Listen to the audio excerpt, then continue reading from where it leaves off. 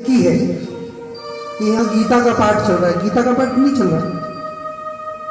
गीता और भागवत में एक बहुत बड़ा अंतर है, मैं आपको बताऊं पहले। गीता है भगवान श्री कृष्ण की वाणी उपदेश, जिसको भगवान कृष्ण ने विषम परिस्थिति में अर्जुन को उपदेश दिया। और वो भी कहां दिया, सोचिए। उन्होंने जगह भी चुना, तो कौन सी जगह? युद्ध भूमि।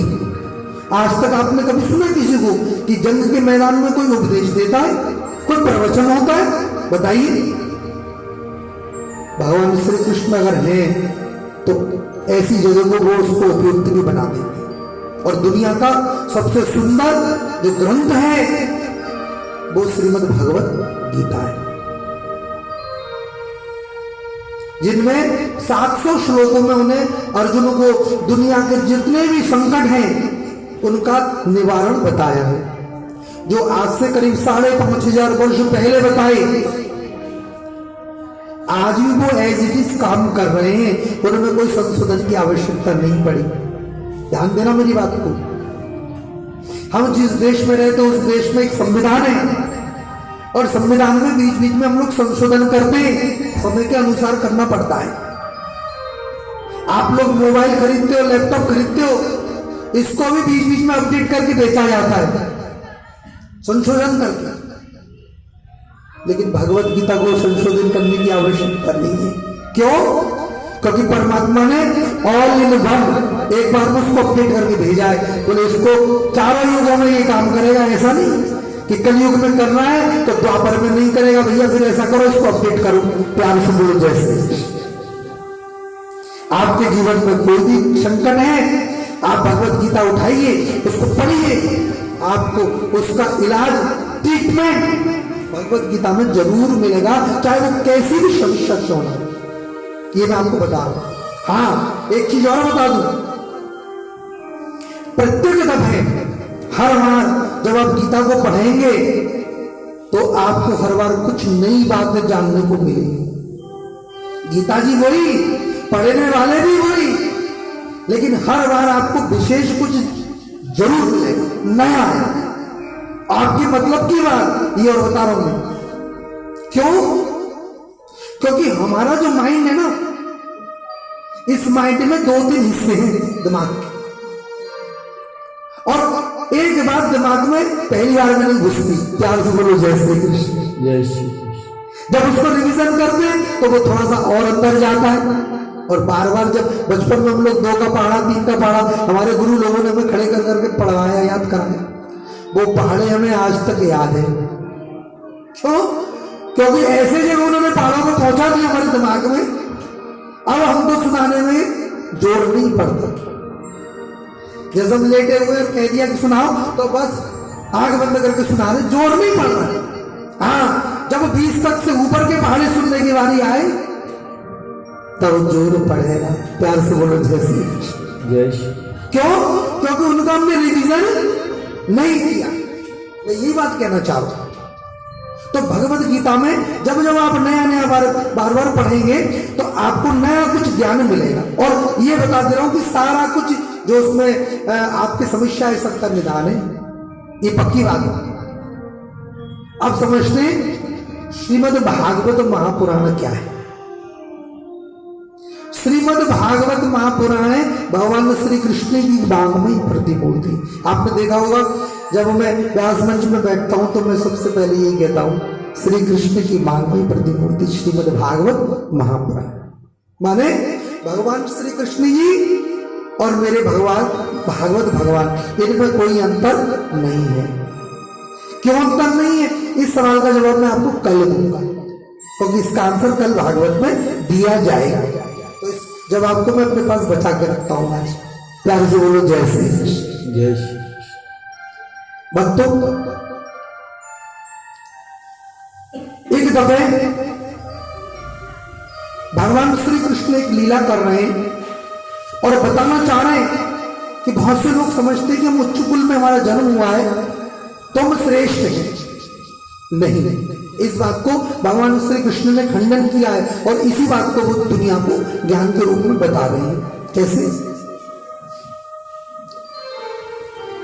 हे भूमि देवा शृणु कृष्ण शादेशकारिणः प्राप्तां जामितं भद्रं गोपान् नोरां चोदिता।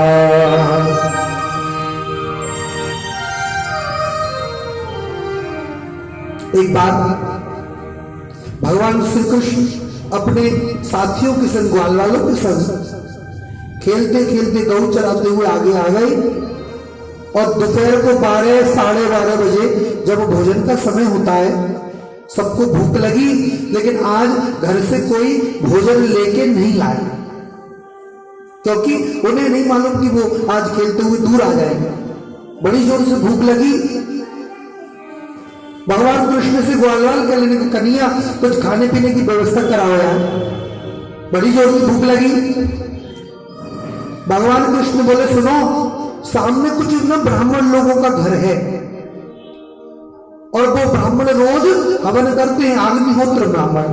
तुम उनके घर जाओ और उनसे कहना जाकर कि कृष्ण बलराम आए हैं, बड़ी जोर की भूख लगी है, घर में जो कुछ हो खाने को दे दे। इधर ये सब ग्वालवाल ब्राह्मणों के घर आए हैं, तो ब्राह्मण लोग घर के दरवाजे पर आंगन में यज्ञ वेदी बना के हवन कर रहे हैं। अब हवन का नियम होता है, हाथ में ब्रह्मसूत्र पहनते हम लोग कलावा, तो उसके बाद हम लोग बात नहीं करते, सिर्फ मुंह से निकालते स्वाहा। अब उन ब्राह्मणों ने जब देखा कि ये ग्वालवाल हमारे घर आके खड़े, तो इशारा में पूछा स्वाहा क्या बात है? तो बच्चे बोले वो कन्हैया और बलदाऊ जी आए, भेजा है हमें कुछ खाने को मिल जाए। तो ब्राह्मण कहने लगे तुम्हें दिखाई नहीं दे रहा है, स्वाहा हवन कर रहे हैं हम लोग, और इशारे से कर दिया स्वाहा चले जाओ। और ग्वालवाल खाली हाथ लौट के घर आ गए अपने कन्हैया के पास। कन्हैया तो बड़े इंतजार में बैठी कि कुछ खाने को आ रहा होगा, खाली हाथ आ गए। बोले भैया कुछ लेके नहीं आए? बोले कन्हैया तने में किनके पास भेजो? अरे इनने तो हमसे ढंग से एक बार ढंग से बात तक नहीं करी, स्वाहा स्वाहा कर रहे बस। भगवान कृष्ण बोले भाई मैंने तुमको भेजा उनके घर। घर माने घर क्या होता जानते? घर बनता है घर की गृहिणी से। जिस घर में नारी रहती है वो घर घर है, नहीं तो वो भूत प्रेतों का वास है। प्यार से बोलो जय श्री कृष्ण। गृहिणी से घर की शोभा है। ईंट पत्थर और सरिया सीमेंट इनसे घर नहीं बनता। इनसे अगर बनता होता तो हॉस्पिटल भी इन्हीं से बनता है, पुलिस लॉकअप भी इन्हीं से बनता है। बताइए, लेकिन घर गृहिणी के बिना अधूरा बताया गया है हमारे शास्त्र में। सज्जनों कहते अगर घर की नारी चाहे तो अपने सदकर्मों से घर को स्वर्ग बना सकती है, बनाती है, और अगर वो चाहे तो घर को नरक का अड्डा भी बना सकती है। इसमें कहीं कोई संशय नहीं है। प्यार से बोलिए जय श्री कृष्ण। ये वरदान उसको मिला है। इसलिए जिन घरों में जैसा संस्कार बच्चों को मिलता है वो बच्चे आगे चलकर उसी प्रकार से समाज को अपने सुगंध से महकाते हैं। अब ये सब ग्वालवाल एक बार पुनः कृष्ण के कहने पर अब आने उन यज्ञ पत्नियों के पास, क्योंकि घर की मालकिन है वो, ब्राह्मण लोग नहीं है, उनकी पत्नियां हैं। यज्ञ ब्राह्मणों की पत्नियों के पास भेज दिया। अब ये सब ग्वालवाल वो लोग तो बैठ के हवन करने, और ये बगल से अंदर घुस गए और ब्राह्मण दूर से हल्ला करते रह गए स्वाहा स्वाहा। अरे घर में कैसे घुस रहे हो बिना पूछे? अब इनको तो पता चल गया कि ये लोग यज्ञ वेदी से उठ नहीं सकते, क्योंकि हाथ में इनके है कलावा। और इस तरह से आज सभी ब्रजवासी बालक ग्वालवाल श्री कृष्ण की आज्ञा पाकर इन सभी यज्ञ ब्राह्मणों के घरों में आ गए और वहां सभी ब्राह्मणों की पत्नियों को पहले तो सबने प्रणाम किया और संदेश दिया। कहा, हे देवियों, हे माताओं, कृष्ण बलराम बड़े दूर से आए हैं, भूखे हैं, कुछ खाने को अगर घर में हो तो आप दीजिए। इतना सुनते ही वो सभी यज्ञ पत्नियों ने यज्ञ ब्राह्मणों की पत्नियों ने कहा, अरे हम कृष्ण बलराम को अपने हाथ से खिलाएंगी, और उनको बिठा के तुरंत खाना अपने हाथ से गरम गरम बना के उसको बंद करके डब्बे में और खुद संग में निकल गई। अब घर से निकलेंगी, सामने पतिदेव बैठे तो पूछेंगे कहां जा रही है। इसलिए ब्राह्मणों की पत्नियों ने क्या किया, लंबा लंबा उन्होंने घूंघट डाल लिया और घूंघट डाल के निकल रही है। पता ही नहीं लग रहा किसकी पत्नी कौन सी है। ये तो पीछे से स्वाहा स्वाहा करते रह गए और वो निकल के चली गई और अपने हाथों से कृष्ण बलराम को भोजन कराया। भगवान श्री कृष्ण ने आते ही इन यज्ञ पत्नियों का स्वागत किया। कैसे? स्वागतम वो महाभागा आश्वताम करवाम किमः यन्नो दिदृक्षया प्राप्तः उपपन्न निगम हीवा। भगवान बोले, हे महाभाग्यशाली देवियों, मैं कृष्ण और बलराम आपका स्वागत कर रहे हैं। महाभाग्यशाली क्यों कहा? क्योंकि तुम्हारे जो पति देव हैं वो यज्ञ में मुझे तो ढूंढ रहे हैं और मैं साक्षात प्रकट होके आज भोजन करने के लिए, प्रसाद ग्रहण करने के लिए आया और वो मुझे भूल गए। सज्जनों, जो प्रत्यक्ष उसको हम नहीं देख रहे, प्यार से बोलो जय श्री कृष्ण। हमारे घर में प्रत्यक्ष अगर कोई देवता है भक्तों, तो वो है हमारी मां और पिताजी। ध्यान देना मेरी बात। और मां पिताजी अगर भूखे रहें और मरने के बाद हम अगर किसी को खिलाएं उनके नाम से, तो कोई बहुत ज्यादा लाभ नहीं मिलेगा। प्यार से बोलो जय श्री कृष्ण। सबसे पहला कर्तव्य है कि माता पिता किसी प्रकार भूखे ना रहे, क्योंकि एक समय जब तुम छोटे थे तो उस समय वो भूखे रहकर भी तुम्हारा उन्होंने पेट पाला। प्यार से बोलो जय श्री कृष्ण। अब हमारी बारी है। ये कथा का ये सार है। हम लोग यज्ञ में, वेदी में, अनुष्ठान में भगवान को तो देखते हैं, लेकिन अपने जीवन में उस भगवान को भूल जाते हैं। सज्जनों, आज इसी बात को कह रहे हैं कि देखो, इन यज्ञ ब्राह्मणों की पत्नियों ने तो मुझे पा लिया, लेकिन ब्राह्मण लोग मुझे यज्ञ में ढूंढ रहे हैं। बोलिए वृंदावन बिहारी लाल की जय। आज जब ब्राह्मणों की पत्नियां लौट के आई और अपने पतियों को जब बताया कि हम कृष्ण बलराम को अपने हाथ से भोजन करा के आएंगे, तो आज इन सब ब्राह्मणों को, पंडितों को अपने ज्ञान और अपने पांडित्य पर उन्हें धिक्कार होने लगा।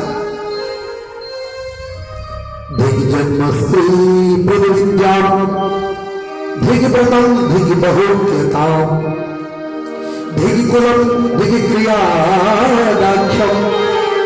विमुखा एतद्धोक्षजे। हमारे कुल को धिक्कार, ज्ञान को, पांडित्य को धिक्कार, हम भगवान को समझ नहीं पाए। मंत्र में भगवान को खोज रहे हैं और साक्षात जो हमारे पास आए वो हमने उनको अवहेलना कर दिया। भक्तों, सज्जनों, कहते तीन प्रकार की माया होती है। भगवान की माया तीन तरह की होती है और प्रत्येक जीव मात्र उन तीनों में से किसी ना किसी माया में घिरा हुआ है।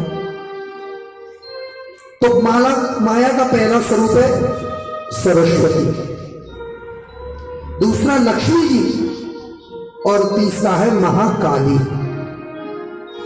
जैसे पहला मैंने बताया सरस्वती, ज्ञान, ज्ञान का अभिमान। पढ़ा लिखा जो व्यक्ति होता है उसको सबसे ज्यादा काय का अहंकार होता है? पढ़ाई का। इसी बात को बता रहे, ये मेरी माया है। अगर वो पढ़ा लिखा नहीं है तो अब आगे चलो। दूसरा बताया महालक्ष्मी, यानी पैसे का अभिमान, नंबर 2। और तीसरा है महाकाली, पैसा भी नहीं है और ज्ञान भी कम है, लेकिन ताकत ज्यादा है और बात बात में मारने पीटने की बात करना, धमकी देना, प्रधानमंत्री, राष्ट्रपति, मुख्यमंत्री से नीचे तो बात ही नहीं करना। ये मेरी माया है। और व्यक्ति इन तीनों में से किसी ना किसी से घिरा रहता है। सज्जनों, एक बार की घटना है।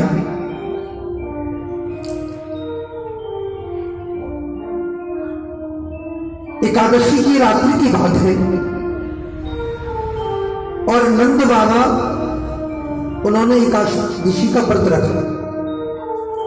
उनका नियम सुबह 4 बजे जमुना जी स्नान करने जाते हैं, लेकिन आज एकादशी की रात्रि को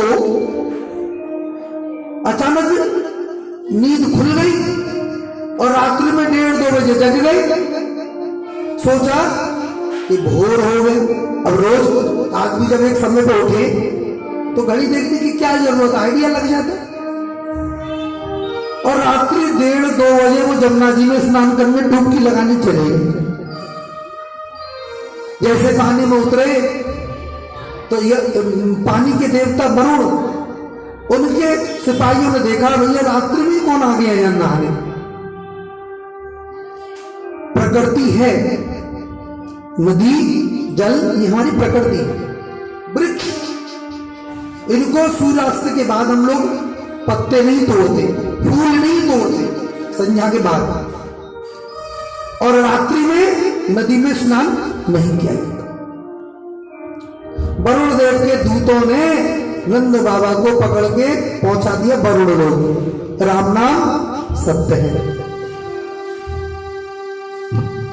अब सुबह नंद बाबा का कहीं कोई अता पता नहीं, कहां गए बाबा? सब खोज रहे लेकिन मिल नहीं रहे। अब भगवान श्री कृष्ण उन्होंने ध्यान से देखा तो बाबा तो वरुण लोक चले गए। भगवान कृष्ण वरुण लोक गए। जैसे वरुण लोक में गए तो वरुण देव अपने सिंहासन पर बैठे, उनकी सभा चल रही है। भगवान कृष्ण जब सभा में पहुंचे तो कृष्ण को देखकर वरुण देव खड़े हो गए और बैठने के लिए अपना सिंहासन खाली कर दिया और कहा, प्रभु विराजी आप क्यों हुए? मुझे आप आज्ञा दिए होते।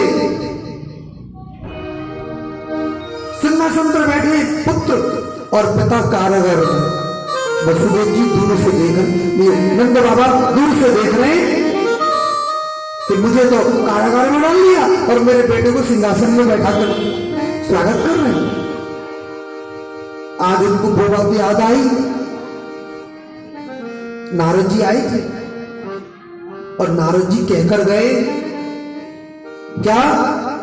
बोले नंद बाबा सुनो, ये कृष्ण जो है ना, ये परमात्मा है, इसको अपना पुत्र समझने का भूल नहीं करना। आज नारद जी की बात उनको याद आ गई। नारद जी ने सही कहा मुझे, और बाबा को छुड़ा कर ले आए। अब तो आने के बाद नंद बाबा उन्होंने पूरे गांव में बोल दिया कि भैया हम जिसको अपना लाला समझ रहे थे ये लाला नहीं है, ये तो भगवान है। हमसे तो बहुत बड़ी गलती हो गई, हम बच्चा समझ रहे। भगवान कृष्ण कह रहे बाबा तो ऐसे बोल रहे, सटी आ गए।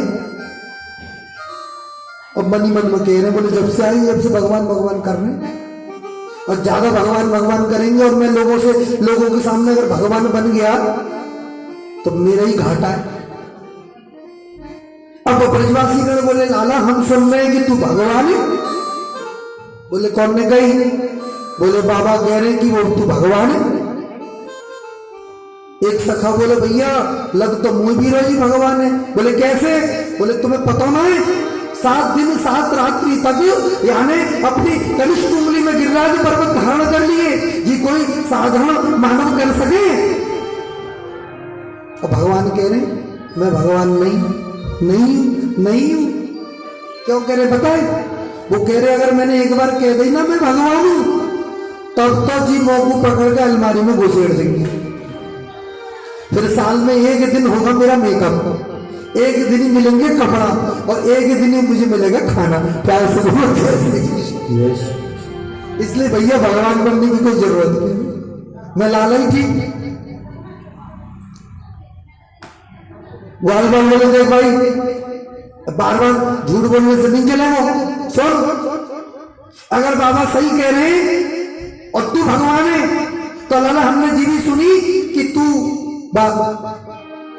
बैकुंठ को मालिक, तू बैकुंठ को मालिक। अब यार एक बात बता, हमारा दोस्त हमारा सखा बैकुंठ को मालिक तू हमें ले चलने पर बैकुंठ की यात्रा कराने? बोले सुनो बैकुंठ तो मरने की बाद जाने, जो लोग बढ़िया पुण्य दान पुण्य करें वो मरने के बाद बैकुंठ जाने ठाकुर जी के धाम। बोले देख भाई तू हमारा सखा, मरने के बाद तो हम वैसे ही बैकुंठ जाएंगे। कृष्ण हमारा सखा, यहां में तेरो क्या योगदान? भाई देश तो राष्ट्रपति अगर हमारा मित्र है तो राष्ट्रपति भवन में तो जानो एक बार हमारा हक बने कि नहीं बताओ है? अरे भाई पहले हमारे देश में एक मंत्री थे लालू प्रसाद यादव, रेल मंत्री, तो ट्रेन में चलते समय बिहारी लोग टिकट नहीं लेते थे। उनसे पूछते हुए टिकट क्यों नहीं लेते हो? बोले भाई हमारी सरकार चल रही, मंत्री तो हमारे अपने, अगर टिकट लेके यात्रा करेंगे तो हमने वोट गाई को दिया। नहीं मैंने ऐसा इंटरव्यू सुना लोगों का, ऐसे बदनाम नहीं कर रहा हूं, हाँ ऐसा मैंने सुना किसी को इंटरव्यू में। सज्जनों कहने का मेरा मतलब भाव ये कि जब हमारे सखा बैकुंठ का मालिक तो हमें मनने की क्या जरूरत? अरे भाई बिना मरे अगर तू हमें घुमा लाए तब तो कोई बात बने। तो भगवान कृष्ण बोले तो चलो ठीक है, सब लोग अपनी अपनी आंखें बंद कर लो और सबको मैं अपने संग बैकुंठ ले चल रहा हूं।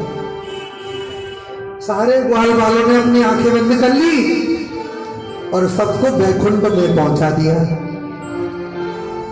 और बैकुंठ का जो मौसम है ना बिल्कुल आजकल की तरह, ना सर्दी और वहां 12 महीने एक जैसा मौसम।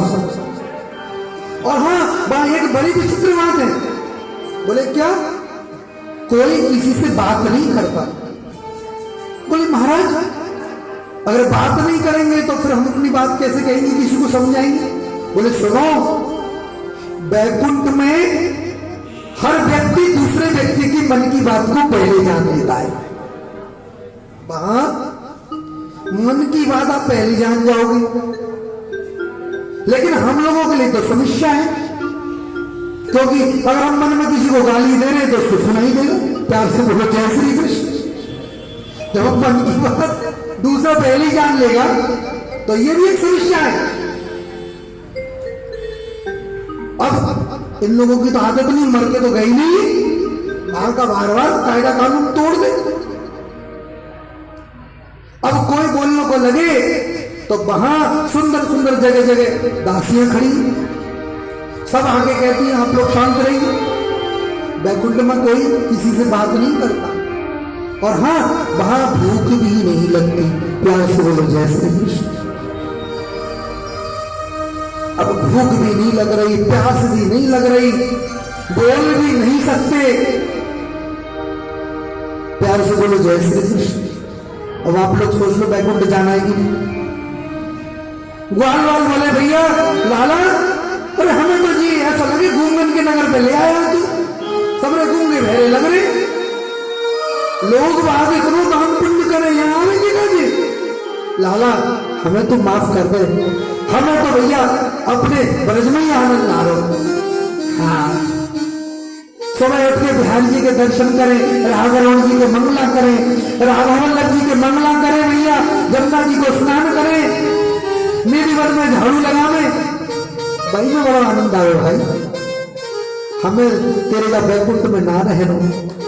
आज ब्रजवासियों ने बैकुंठ को भी आज तिरस्कार कर दिया और क्या करें, ऐसी कृपा करो श्री राधे बीजो वृंदावन को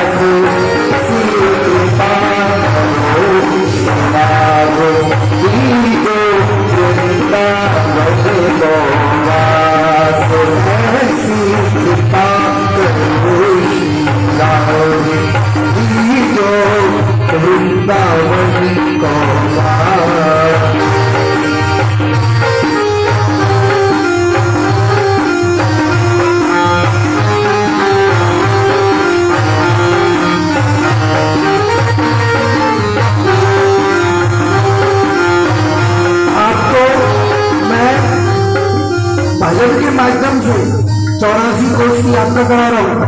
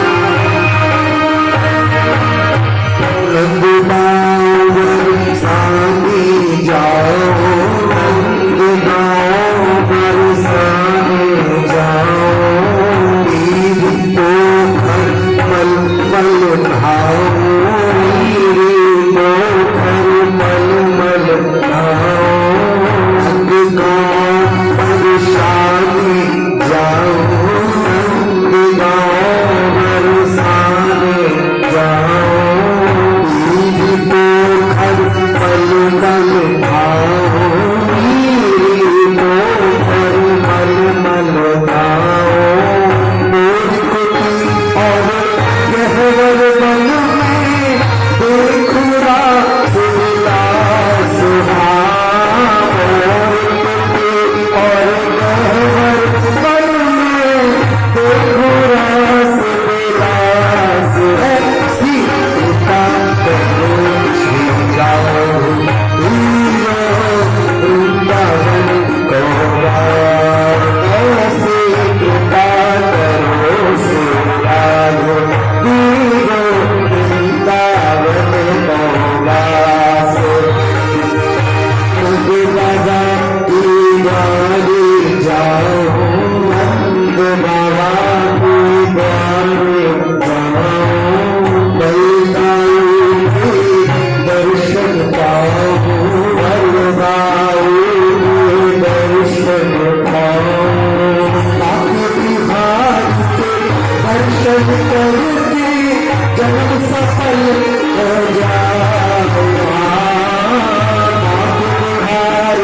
दर्शन करके जन्म सफल हो जाए ऐसे कृपा करो श्री राम दीजो वृंदावन को वास वृंदावन को पास लाही बरसानी को वास वृंदावन को पास लाही बरसाने को वास ऐसे कृपा करो श्री राम दीजो वृंदावन को वास वृंदावन परिक्रमा जाओ वृंदावन परिक्रमा जाओ यमुना जी में खूब नहाओ यमुना जी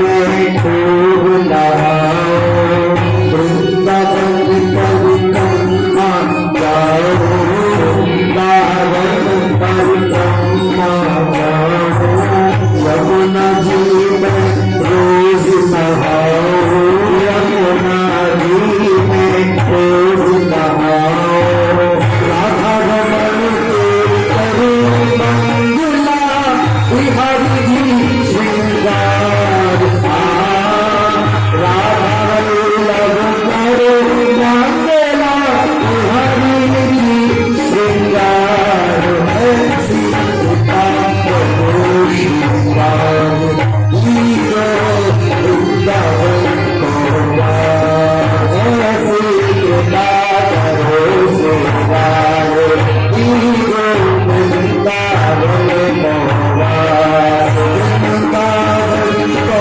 वास लाडली बरसाने को वास वृंदावन को वास किशोरी बरसाने को वास ऐसी कृपा करो श्री राम दीजो वृंदावन को वास ऐसी कृपा करो श्री राम दीजो वृंदावन को वास ऐसी कृपा करो श्री राम दीजो वृंदावन को वास ऐसी कृपा करो श्री राम दीजो वृंदावन को वास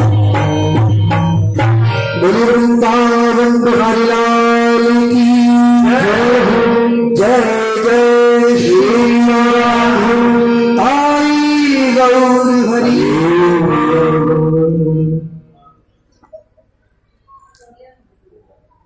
सज्जनों श्रीमद् भागवत में भागवत के प्राण जिसको कहते हैं हम लोग रास पंचाध्याय की कथा जिसको प्राण कहा जाता है। जिस प्रकार मैंने बताया कि शरीर में 5 प्राण होते हैं, तो भागवत जी के 5 प्राण रासलीला को बताया है। और भागवत का जो मुकुट है उसको हम लोग कहते हैं एकादश स्कंद की कथा। भागवत में एकादश स्कंद की कथा, ज्ञान वैराग्य की जो कथा है वो एकादश स्कंद में आता है, जिसको कि भागवत का मुकुट कहते हैं।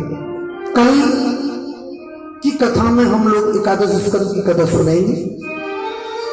7 दिनों की कथा 6 दिन में जो आप लोगों ने सुना उसको संक्षेप में मैं रिवीजन कराऊंगा, और कहते हैं अंतिम दिवस की कथा अगर पूरी सुनी जाए तो 7 दिनों की कथा का फल मिलता है। अगर इन 6 दिनों में 10 मिनट 20 मिनट आधा घंटा 1 घंटा या किसी दिन कथा छूट गई हो आपकी, तो अंतिम दिवस की कथा का ऐसा महात्मा है कि उसको अगर पूरी सुनी जाए तो 7 दिनों की कथा का फल प्राप्त होता है, पहली चीज। दूसरी बात, श्रीमद् भागवत व्यास गद्दी जो होती है ये एक सिद्ध गद्दी होती है, और इस गद्दी में भागवत के अंतिम दिन जब हम लोग व्यास जी का पूजन करते हैं तो व्यास गद्दी से अगर कोई छोटा सा पुष्प भी आशीर्वाद के रूप में मिले, देखो कोई फूल, तो उसको घर में ले जाकर अपने खजाने में अपने अलमारी में रखा जाता है, जिससे परिवार में उन्नति और बरकत होता है। तो अंतिम दिन व्यास गद्दी से पुष्प कहिए आशीर्वाद कहिए वो दिया जाता है, मैं भी दूंगा आप लोगों को।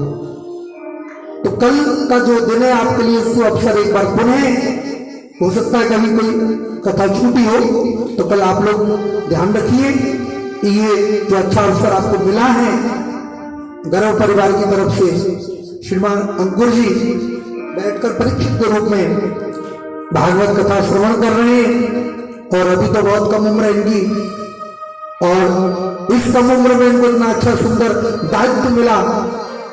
इनकी उम्र को देखकर मुझे स्वयं राजा परीक्षित जी की याद आती है, प्यार से बोलो जय श्री कृष्ण। क्यों?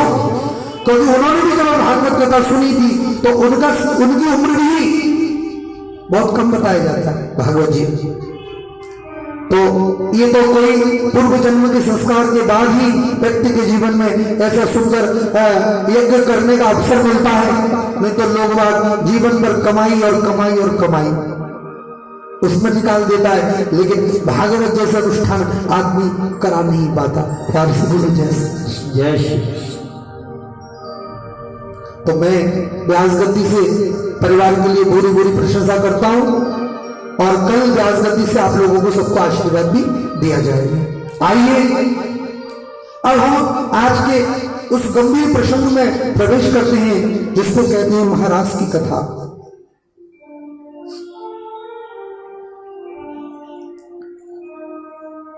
श्रीमद् भागवत महापुराण में भगवान श्री कृष्ण और उनकी जो दिव्य लीला है उनमें से एक लीला है महाराज की लीला। आचार्य सुखदेव मुनि राजा परीक्षित से कहते, राजन अब मैं तुम्हें श्री कृष्ण के जीवन की एक ऐसी लीला सुना रहा हूं जिस लीला को अधिकतर लोग समझ नहीं पाते, और उस लीला का वो दूसरा अर्थ निकालते गलत। अब आइए थोड़ा समझिए, राजा परीक्षित जी जो कथा सुन रहे हैं, जिन्होंने घर परिवार सब त्याग दिया और त्याग के गंगा जी के तट पे उत्तर प्रदेश का नगर मुजफ्फरनगर, मेरठ मुजफ्फरनगर में एक जगह है जिसका नाम है शुभताल। मुजफ्फरनगर से 40 किलोमीटर भीतर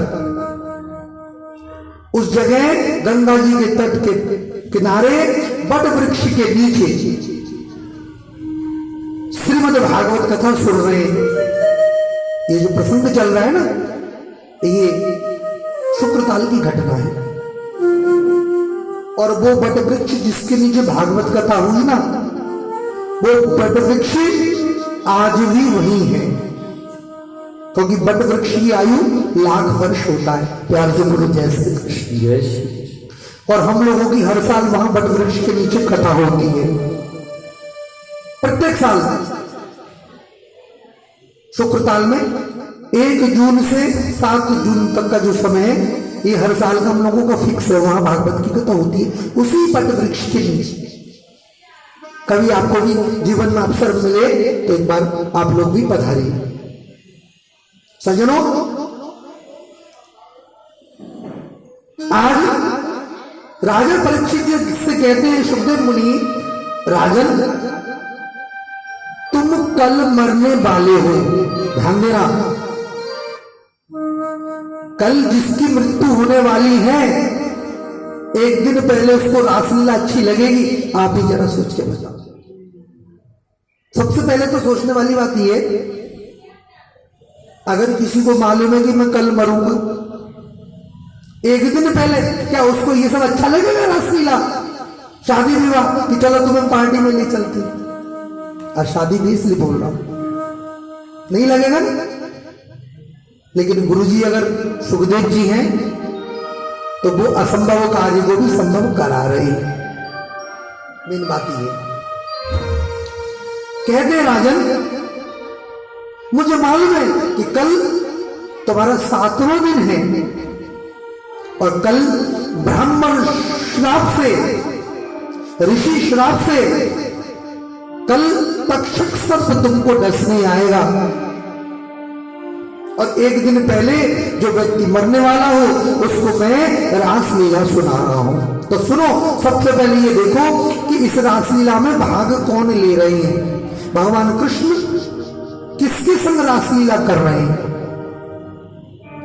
सज्जनों, श्रीधाम वृंदावन में जहां आप लोग बैठे हैं, हमारे वृंदावन में मंदिर है जिसका नाम है निधिवन, जिसको हम लोग बंदरों के मंदिर के नाम से भी जानते हैं। जहां रात्रि में कोई सोता नहीं है, रहता नहीं है, वहां मंदिर का ये नियम है। और हमारी तो बचपन उसके पड़ोस में बीती, यानी हमारे छत से निधिवन की पूरा जो प्रांगण है वो दिखाई देता था। बचपन हमारी वहां बीती। अभी तो थोड़ा सा हम दूर चले गए, 1-1.5 किलोमीटर दूर, लेकिन बचपन वही बीता। तो हम जानते इस बात को, हमने महसूस किया। तो उस बात को आज भागवत कथा में मैं आपको बताता हूं। कह रहे देखो, सबसे पहले जानो रासलीला में भगवान कृष्ण ने किनके संग रास किया। जिनके संग रास किया वो कुछ साधारण हाड़ मास की गोपी नहीं है। कौन है वो? बोले ये सब है वेद के ऋचाएं हैं, वेद के मंत्र। हमारा जो प्राचीन वेद है जिसका नाम है ऋग्वेद, और वेद में 1 लाख मंत्र हैं कुल। और उन 1 लाख मंत्रों में से 4000 मंत्र हैं ज्ञान कांड के, और 16,000 मंत्र हैं उपासना कांड के। कितने हो गए? 16 और 4 20,000। और 80,000 मंत्र हैं उसमें कर्म कांड के, जिन मंत्रों से हम लोग पूजन कराते हैं, शादी विवाह पढ़ाते, यज्ञ आदि कराते हैं। ये सब 80,000 मंत्र हैं। एक बार वेद के इन सभी मंत्रों ने भगवान की स्तुति की मूर्तिमान होकर, प्रभु हमको भी कभी आप अपनी लीला में सहभागी बनाइए, वेद के मंत्रों ने कहा। तो भगवान नारायण ने कहा कि आप लोगों को मैं द्वापर युग में जब कृष्ण बन के आऊंगा तो आप सभी को मैं गोपी के रूप में, सखियों के रूप में मैं सबको आमंत्रित करूंगा। आप सभी उस महा रासलीला में आप आइए और आपके मन की इच्छा भी तब पूर्ण होगी। सज्जनों, कहते हैं जिस समय भगवान वामन बलि के दरबार में दान लेने गए तो वहां उस दरबार में बहुत सारी ऐसी दैत्य कन्याएं थी जो वामन भगवान के स्वरूप पर मोहित हो गई और उनको पति के रूप में चाहने लगी। तो कहते हैं ये सभी दैत्य कन्याएं भी आज मूर्तिमान होकर ब्रज में भगवान श्री कृष्ण के संग रासलीला का आनंद लेने के लिए आए। और श्री राम कथा में आता है, जब भगवान राम और माता जानकी को बड़े बड़े संतों ने जब एक साथ देखा, तो उन संतों के मन में भी ये ख्याल आया कि काश अगर हम स्त्री होती तो हम भगवान राम के किसी सेवा में नियुक्त होते। तो ये सब संत लोग भी आज